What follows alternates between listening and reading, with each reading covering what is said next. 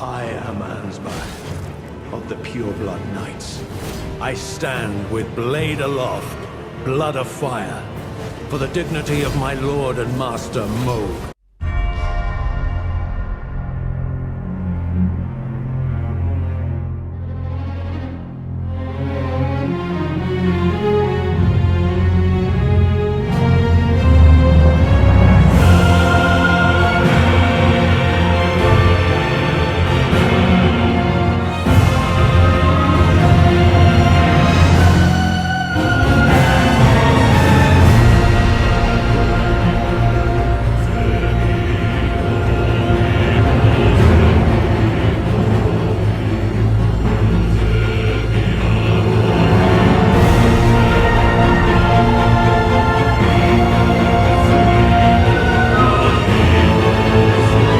How's it going, everyone? My name is Iron Stark, and today I'll be showcasing a build centered around the Obsidian Lamina, a new Reaper introduced in Elden Ring Shadow of the Erdtree, as well as Blood Incantations. To begin, the Obsidian Lamina shares the same light attack chain as other Reaper class weapons. However, it does share the same unique heavy attacks as the Scythe, where the uncharged version does a quick jab, and the charged version performs a sweeping double slash. The Obsidian Lamina is considered a Dexterity Arcane weapon, with a B scaling in Dexterity and a D scaling in Arcane, with a scaling value of 108 and 45 respectively. Because the Obsidian Lamina does have native Arcane scaling, its bleed buildup will scale with Arcane investment, although marginally. Before we get any further, I did want to mention I will spend a decent amount of time comparing the Obsidian Lamina to other weapons, because a lot of the things that the Lamina excels in, other weapons do outright better. What must be understood about the Obsidian Lamina is that it prioritizes style over practicality, to address the first of many elephants in the room. If you want to use the Obsidian Lamina strictly as a powerful bleed option for a Reaper, you would have significantly higher bleed buildup, using either the Scythe or Grave Scythe, set to either the Blood or Occult affinity, or set to the Heavy or Keen affinity and buffed with Bloodflame Blade. The unique skill of the Obsidian Lamina is Dynastic Sickleplay, a skill where the player does a spinning dodge that has very good iframes, similar to the Dynastic Finesse on the Bloody Helice. This dodge can then be followed up with up to 2 heavy attacks. The first follow-up is pretty great. It acts as an excellent gap closer and counterattack that deals powerful stance damage, although it can whiff on occasion, making it feel less consistent than the Dynastic Finesse. As for the second follow-up, this is where this weapon gets messy. On the one hand, the second follow-up deals even more stance damage and can easily trigger successive hit buffs and bleed. On the other hand, it's one of the longest attack animations in Elden Ring, with 0 hyperarmor or iframes. This makes the second follow-up situationally good at best, and an absolute liability at worst. Dynastic Sickleplay works best when using the spinning dodge to stylishly maneuver and evade on the battlefield, using the first heavy follow-up for a punishing counterattack. I would only recommend using the second follow-up if you know that it's going to be a finishing blow, a stance break, or if you genuinely have 5 business days to do the full animation. As for offensive incantations this build uses, to stick with the cosplay nature of this build, I used Blood Incantations using the Dragon Communion seal. Furious Blade of Ansbach is a melee ranged incantation where the player rushes at an enemy with a Bloodflame Blade, inflicting bleed buildup and fire damage. The incantation received a couple of buffs across the 1.13 and 1.14 patch, and honestly, it still feels pretty underwhelming compared to the next incantation I'm going to mention. Bloodflame Talons is a melee ranged incantation, where the player claws at an enemy, leaving a trail of bloodflame slashes in the air that can be chained together and inflicts bleed and fire damage. It's pretty much Catch Flame, but slightly slower and make it do bleed damage. The next incantation is Swarm of Flies, an incantation that sends a homing mass of blood flies that inflicts bleed buildup. They don't do much damage on their own, but are great for starting the bleed buildup process. Lastly, Bloodboon. an incantation where the player throws Bloodflame at an enemy, coating the ground in it. This incantation can be tricky to use effectively, as it works best when free aiming it at the ground, so you have a massive puddle of Bloodflame that inflicts blood loss very quickly. All of these incantations mainly serve as support to the Obsidian Lamina, which doesn't have the highest bleed buildup natively. The primary stats for this build are 64 Dexterity, 69 with Millicent's Prosthesis, and 40 Arcane for weapon and blood loss scaling, 19 Faith to meet the requirements of the incantations I use, 17 Mind for frequent weapon skill use and occasional casting, and 28 Endurance for mobility, because Dynastic Sickleplay can burn through stamina pretty quickly. The armor for this build is strictly for cosplay, although it does have practical uses. This build mainly uses the Ansbach Set, which consists of the Wise Man's Mask, Ansbach's attire, manchettes, and boots. Each piece of Ansbach's Set boosts the power of Blood Oath and Dynastic weapon skills up to 14% if all pieces are worn. Ansbach's Set's passive benefits most weapon skills with ties to the Mohgwyn dynasty, such as Rivers of Blood's Corpse Piler, the Blade Helice's Dynastic Finesse, Reduvia's and the regular Blood Blade, Bloody Slash, and Blood Tax.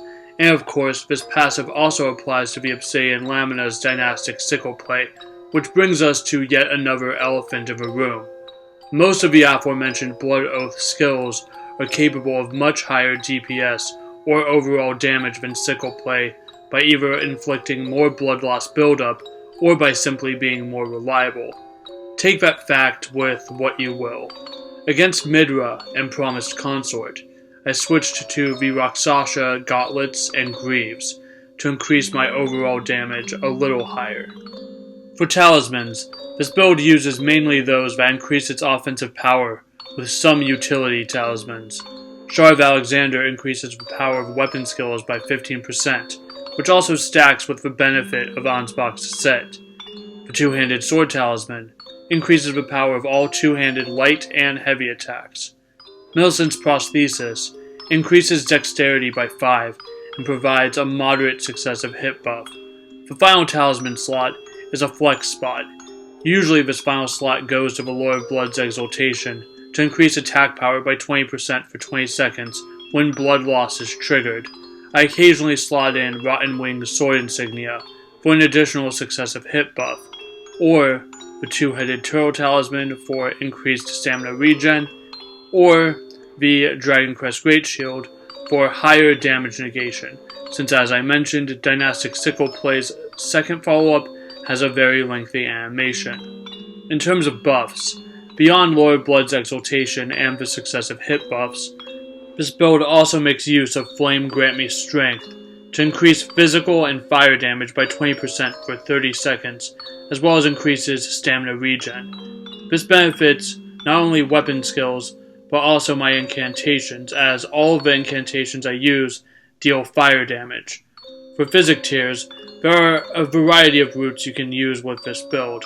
I typically went with the Stonebarb Cracked tier for 30% more stance damage for 30 seconds, and the Thorny Cracked tier for a final successive hit buff, but would also use the Green Burst Crystal tier for more stamina regen, or the Spiked Cracked tier to increase the power of charged heavy attacks.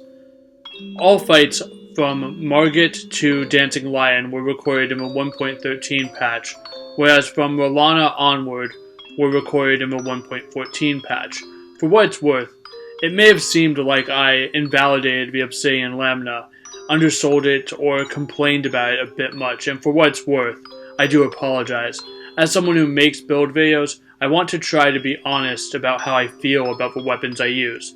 The Obsidian Lamina is a good weapon, but I feel it should be so much better for how much effort is needed to obtain it, between needing to follow Ansbach's questline to making Promised Consort Radahn mandatory in order to obtain the Lamina.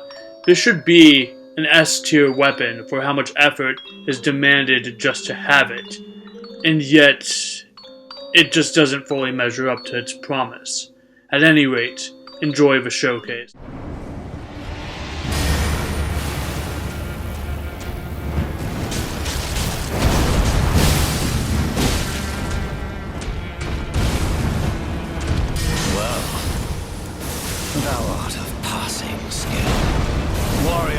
must truly run in my veins.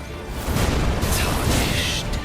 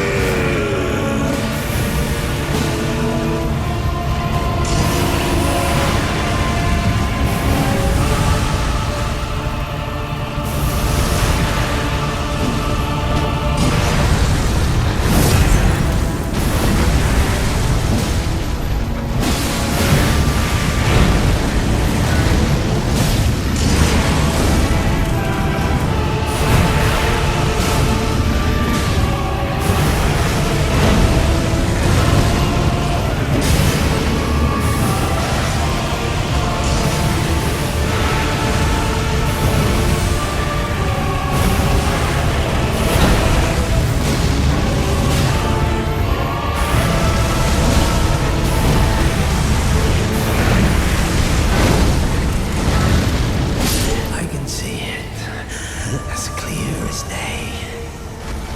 The coming of our dynasty.